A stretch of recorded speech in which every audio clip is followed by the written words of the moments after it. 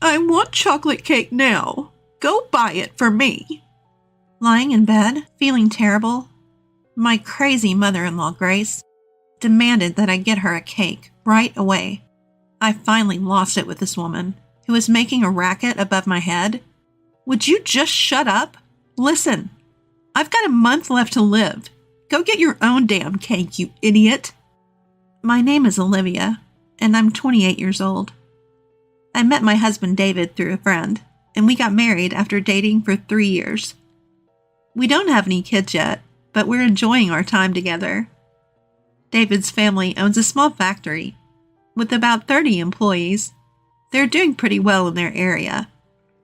The company was founded by my late father-in-law, and I heard from David that it grew with the combined efforts of the employees. Now David's sister Sophia is running the company as the CEO. By the way, she's not married. Sophia has a knack for business, and the company's performance has improved recently. Must be Sophia's great communication skills, just like Mom, David said. Sophia was indeed friendly and approachable, even to me when we first met. I'm Sophia, your sister-in-law. I'm so happy to have such a cute sister. She grabbed my hand and said this with a wonderful smile. As someone who only has brothers, I was also happy to feel like I had gained a sister. So far, it sounds like I have nothing to complain about, but that's not the case. The problem is my mother-in-law. Our company has coffee breaks at 10 a.m. and 3 p.m., and I really hate those times. And here's why. Sorry, Olivia. I'm a bit tied up. Could you get Mom's coffee? When I hear that, my mood instantly drops. The family home is next to the factory, and my mother-in-law chose to retire and stay home after my father-in-law passed away.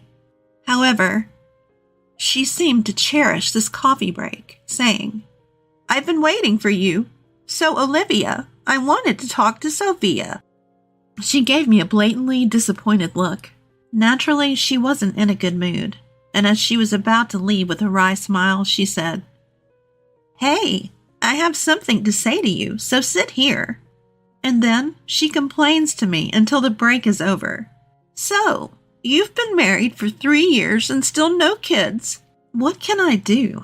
Having kids isn't something you can control. And if I stay quiet, she gets even more irritated. Why such a gloomy face? I wonder why David chose someone like you. Plus, given your parents, who knows how long you'll live? The sooner the better. She said that with a sigh. Hearing her say that, especially about my parents, really gets me down. And there's a reason for that. When David and I decided to get married and went to meet his family, this happened. What? You don't have parents? My mother-in-law looked shocked when I told her. Of course, it's not like I never had parents. My mom passed away from cancer when I was 10, and my dad died of a heart attack 10 years later when I was 20. My memories of my mom are vague, but my dad raised my brother and me all by himself. I deeply regret that he passed away before I could repay his kindness. When people hear about my situation, they usually look at me with pity and say, You must have had a hard time. But my mother-in-law was different. So, you might not live long either, huh? She actually said that. While I was stunned by her response, What a rude thing to say. How insensitive. My husband David said. Despite that, my mother-in-law kept grumbling, insisting it was an important issue. Should I reconsider this marriage? Just as I was thinking that, Sophia, who had been quiet until then, slammed her hand on the table and said, What are you talking about? Said so quietly, everyone in the room froze. Then my mother-in-law said, Right, Sophia, you agree with me, don't you? That's what she said. Sophia coldly responded, What? I told Mom, David chose Olivia himself, and she's wonderful. Why can't you support that? That's what she told my mother-in-law, with cold eyes. This seemed to shock my mother-in-law, who adores her daughter. From then on, she stopped making snide comments, except when we were alone. Even during the twice daily coffee breaks, she looked disappointed when I brought her coffee instead of Sophia. David and I rented a room near his family home, so the only time I had to endure her complaints was during those 10-minute coffee breaks. I'm so glad we don't live together. But my peace was suddenly shattered. That year, a record-breaking hurricane brought a lot of misfortune my way. Olivia, hurry! Something terrible has happened. I'd never heard David sound so panicked. I rushed to the living room to find it in complete disarray. What is this? Our ceiling was leaking terribly due to the hurricane. It wasn't just our room. The owner contacted us to say it was the same in other rooms. It seemed impossible to repair while living there, so we had to find temporary housing. Sophia cheerfully suggested, "Why are you worrying? Just live with us. Your commute will be 30 seconds. Sophia said that with an innocent look on her face. So, we ended up staying with David's family for a while. Welcome home, David. The leak must have been tough, but Mom is happy we can live together again. My mother-in-law greeted us cheerfully, but David mostly ignored her, like a teenager in a rebellious phase. And finally she said, "Oh, Olivia, you're here too. I didn't notice because you're so quiet. Smile more." Frustrated, my husband made a face, and all I could do was force a smile, knowing we'd be staying there for a while. After moving in together, I witnessed something quite peculiar. The first time I saw it was during dinner on our first night living together. Wanting to show my gratitude, I cooked dinner: bread, soup, and steak. It wasn't a glamorous menu, but my mother-in-law and sister-in-law said it was delicious and ate it all. I remember feeling genuinely relieved. After a while, my mother-in-law suddenly got up and brought a container from the fridge.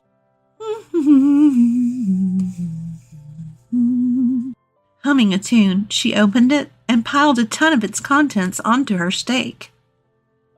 "Ugh, Mom, you're still eating that stuff?" My husband sitting next to me looked disgusted. Sophia, my sister-in-law, rolled her eyes and said, "She won't stop, no matter how many times I tell her. I've given up." She then burst into laughter. At first, I couldn't tell what was on top of the steak. Upon closer inspection, I realized it was jam.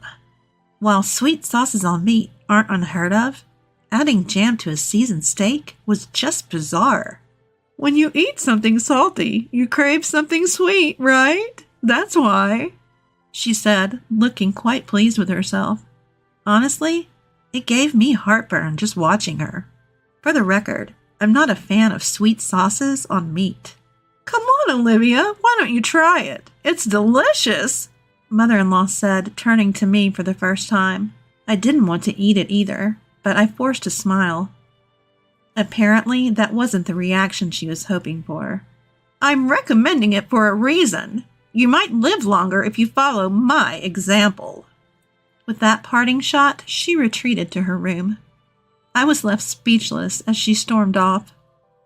My husband and sister-in-law apologized, saying, "Sorry." "Sorry. Mom's at it again with her nonsense."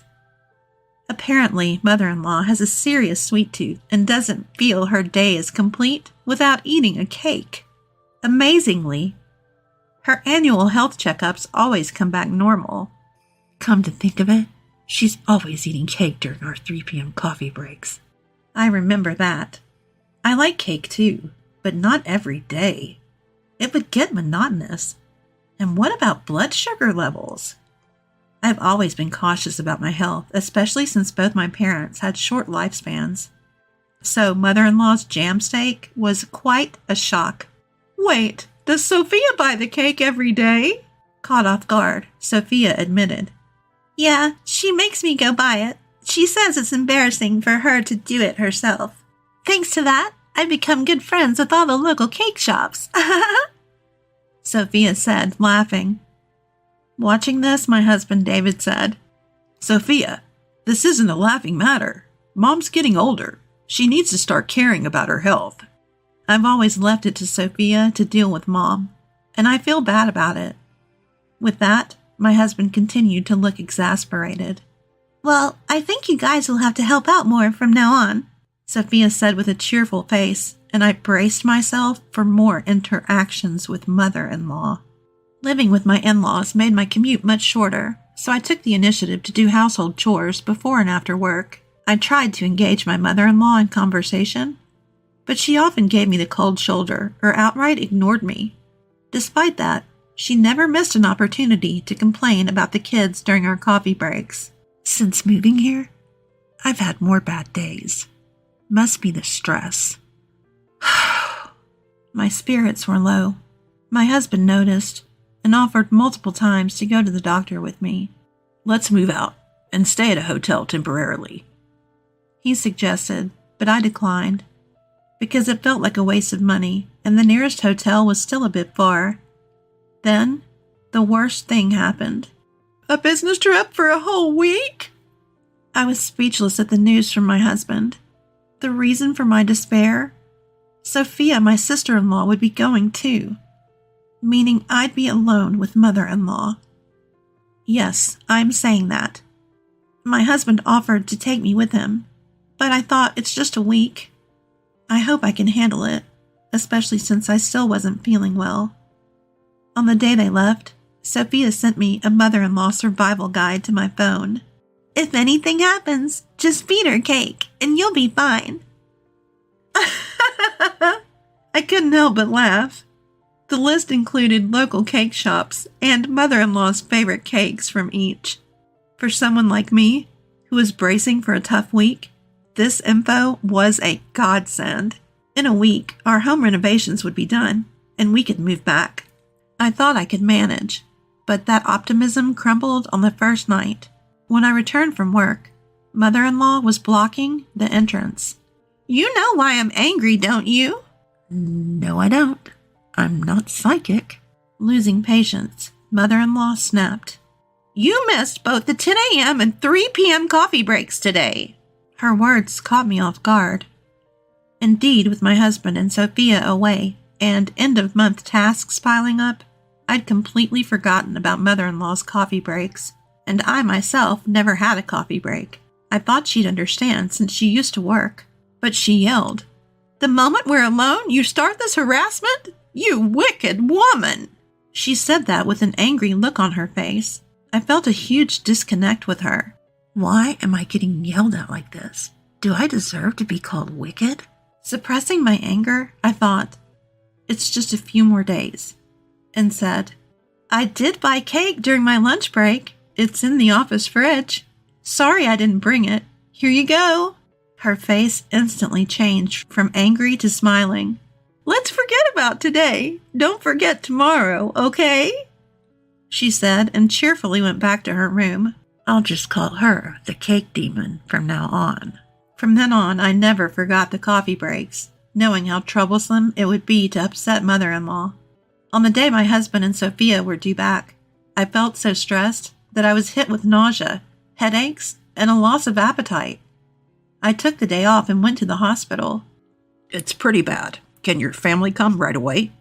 I couldn't stop crying at the doctor's words. I was told I have cancer, and at most 6 months, maybe even just 1 month to live.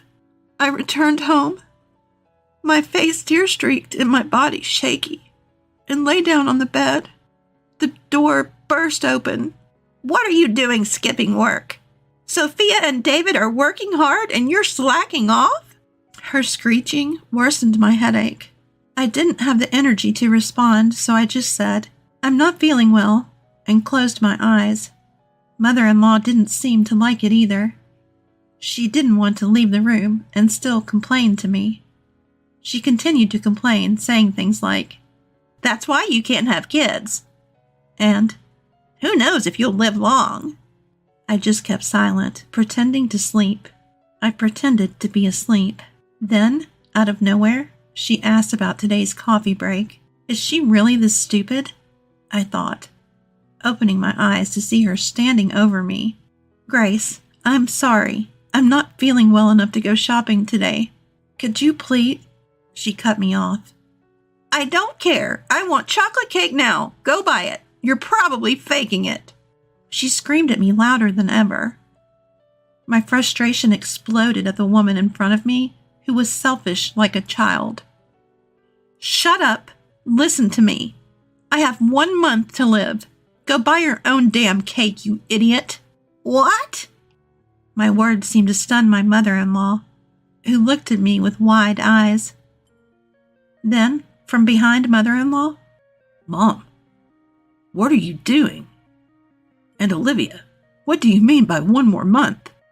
My husband with a pale face and my sister-in-law, who looked equally concerned, were standing there. Weren't you coming back tomorrow? Ignoring the visibly shaken mother-in-law, my husband came to my side. I felt so relieved by his actions that I burst into tears.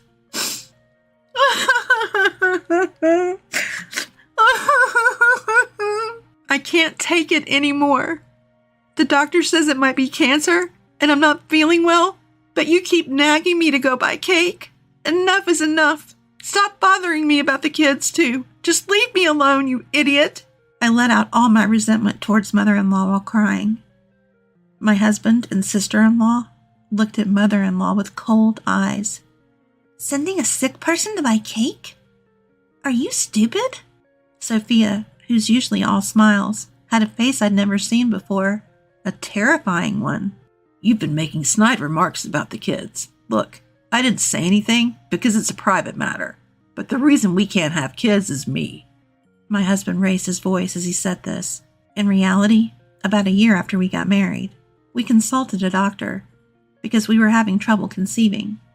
The test showed that I was fine, but my husband's numbers were low. He felt really down about it and kept apologizing to me with a sad face. I didn't want to make him feel that way, so I avoided talking about kids as much as possible.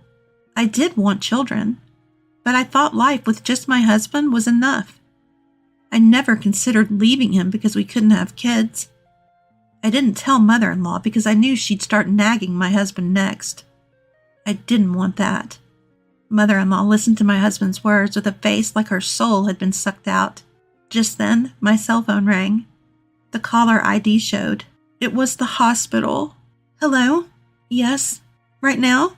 My husband just got home. Okay, understood. The doctor who had called earlier sounded very urgent, asking us to come right away. Am I really that sick? As I started to cry from the anxiety. It's okay, Olivia. Can you stand? I'm with you. My husband, who also looked like he was about to cry, and I rushed to the hospital. As we were leaving, I caught a glimpse of mother-in-law get a stern lecture from Sophia. When we arrived at the hospital, we were immediately ushered into a room where the doctor and even the hospital director were waiting to offer us a deep apology. A misdiagnosis? According to the doctor, they had mixed up my medical records with another patient who had the same name and birth date as me. I couldn't believe such a thing could happen, but the doctor did look extremely worn out. This incident was later covered in a local news segment, and the hospital vowed to review its working conditions. I'm not a specialist, but Olivia's symptoms might be. We were then referred to another hospital. When we returned to my in-law's house, mother-in-law seemed to have been scolded by Sophia and was shrinking in her seat. Sophia later told me she was worried that her newlywed son might lose his wife and be heartbroken. It might be love turned inside out, but it was a real hassle. Seeing our tear-streaked faces, even mother-in-law broke down. Did I really do something that bad? She started crying. So what about Olivia? Sophia asked with a concerned look. I'm pregnant, I said, tears of joy filling my eyes. My husband was also shedding tears of happiness beside me. We immediately went to the maternity hospital as advised. It's still early, but yes, you're pregnant. We can confirm the heartbeat. Hearing that, we both burst into tears, even though we were in a hospital. Sophia also cried, saying, I'm so glad, so very glad.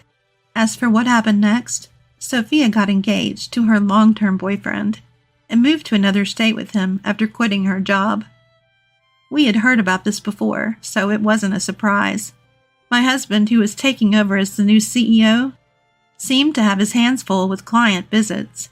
The business trip, by the way, was for that reason. He told me later that he was able to come home a day early because it ended sooner than expected. Mother-in-law seemed to know nothing about it. What? Getting married? Quitting her job and moving to another state? And was shocked. Sophia told her, "Yeah, I told you, remember?" "Well, it doesn't matter. It's settled."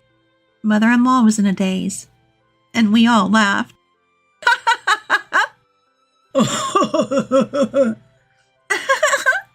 We returned home to find our leaky roof repaired and our room looking brand new. We cheered in delight. Things remained awkward with mother-in-law. My husband was angrier than I was and said he never wanted to see her again. But mother-in-law started showing up occasionally during our coffee breaks, holding not cake, but small snacks like biscuits.